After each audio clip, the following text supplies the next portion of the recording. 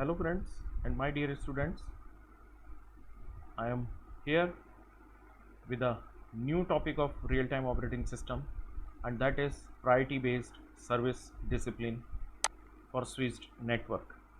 And these are my contents for today's lecture, that is priority based service discipline for switched network, weighted fair queuing discipline, weighted fair queuing scheduling algorithm, and at last weighted round robin scheduling. First of all, as we discussed in the previous lecture, there are two types of the service discipline. The one is the scheduling and the another one is the quality of service. So we will take this service discipline for the switched network. We have already decided that in case of real-time system, we will use the packet switched network.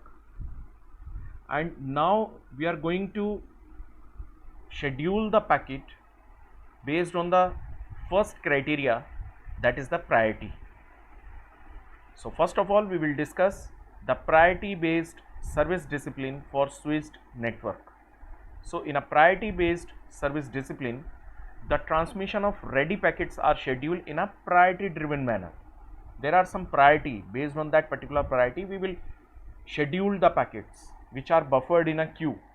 So likewise, already we have discussed in the model of real-time communication that we have two types of the queue. One is the incoming and the another one is the outgoing. So in that incoming and the outgoing queues, various packets are buffered.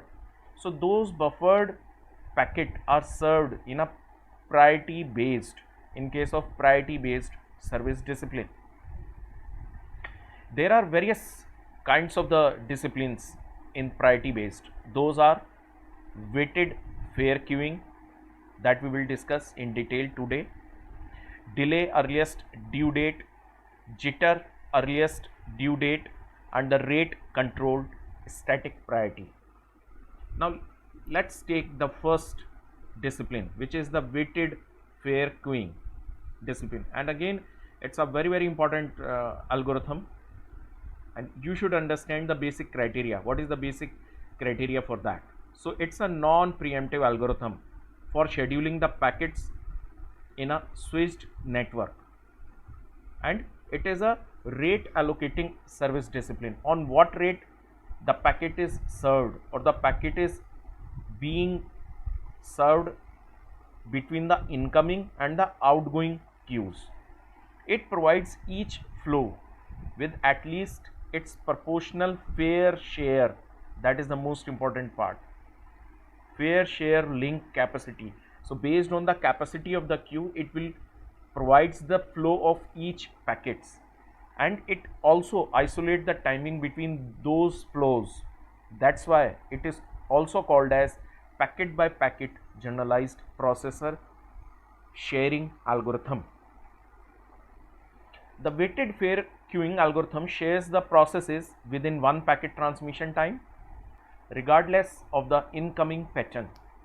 It is defined as a packet switch with several inputs and that are fed to an output link shared by n established flows, where each flow I is allocated to ui of the link such that the total bandwidth allocated to all the connection should be less than 1. So with the help of this particular formula, we are saying that this is ui is the allocated, this should be less than the 1.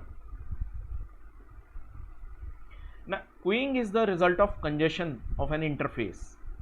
So like there is a congestion in the queue. That queue is maintained on each and every switch. So we will maintain a queue. So straightforward, we are saying that queuing is the result of congestion on an interface. That means the transmission ring is full and the interface is engaged in sending the designated packets. The purpose of weighted for fair queuing is to share limited link bandwidth between the process and the flows. The queue size can be manipulated sometimes within the software, but that 2 can sometimes be no use. So this is one of the criteria by which we can manipulate the queue size with the help of the software. But again, this will not going to be help you a lot. So what should be the size of the queue? That is most important part. If it is too small, then all the data becomes congested, and if it is too large, then it is not going to be completely utilized. Now, what is the algorithm for scheduling in a WF queue? So over here we are maintaining the two types of the queue. The one is the FIFO queue and the another one is the SFN queue. So when the first packet in a busy interval of the output link arrives, the scheduler computes its finish number based on the priority, because we are discussing the priority based. So it computes its finish number and enter this number and connection ID in the SFN queue. During a link busy interval, that is the first criteria when the first packet is arrived. Second, during a link busy interval, the scheduler computes the finish number of each packet that arrives on an ideal connection and insert the corresponding entry into the SFN queue also. Third, for as long as the link is busy, whenever the transmission of a packet on the link completes, the packet is removed from the connection FIFO queue and the entry containing the finishing of this packet is removed also from the head of the SFN queue. Fourth, the scheduler chooses the next packet to transmit in the following manner. If the connection is still in the backlog condition, then the scheduler computes the finish number of its new ready queue and again insert this number and the connection ID in the SFN queue. It then commences the transaction of the ready queue on the connection identified by the first entry in the SFN queue. So this is the complete algorithm. We will later on discuss the complete algorithm with the help of this particular example. So over here, like I have told you, the two queue are maintained. The one is the FIFO queue and the another one is the SFN, which is the shortest finish number, and this shortest finish number is defined on the basis of the priority. So that's why the FIFO is used to schedule the n flows, whereas priority ordered SFN, so we are maintaining the priority with the help of this SFN, is used to schedule the jobs obtaining from the head of the FIFO queue on the basis of the finish number. So these are the queues, these are the various queues. So say for example, I equals to 1, I equals to 2, I equals to 3, I and I equals to n. So these are the various queues. So n, we can say the n flows starting from 1 to n. Over here the I has some packets, I2 don't have any packet, 3 has some packets, and similarly n equals to have some packet. So all queues apart from the I equals to 2 are backlogged because they have packets waiting and ready for the transmission. So these are the queue, and this is the SFN, which we called as the shortest finish number. So in SFN, now we are putting, say for example, we have taken the I equals to 3, so 3 and FN 3, then we take the 1, so 1 and 4, 2 doesn't have anything, and likewise 4 for FN 4. So likewise we are putting the SFN number plus that particular packet or the ID of that particular packet. So this is how they are going to be backlogged. So each backlog queue has an entry. What is that entry? IFN in the finish number queue. This is the finish number queue, and this particular queue is the priority ordered by the finish number. Is that okay? So these are the queues in which the packets are backlogged, and now how you are going to serve those packets based on this particular SFN queue, and that SFN queue is maintained with the help of the priority number. So packets are inserted in this particular SFN number and the head of this particular SFN number are served.